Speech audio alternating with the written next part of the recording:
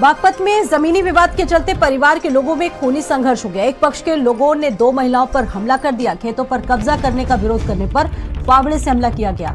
दोनों महिलाओं को गंभीर अवस्था में मेरठ रेफर किया गया है। थाना सिंघावली के अहिर क्षेत्र के डोला गांव की घटना है। खेतों पर कब्जा करने का विरोध करने पर फावड़े से हमला किया गया है। इसमें कई लोग जख्मी हुए हैं। 2 महिलाएं भी गंभीर रूप से जख्मी है, जिन्हें मेरठ रेफर किया गया है। थाना सिंघावली अहिर क्षेत्र के डोला गांव की घटना है।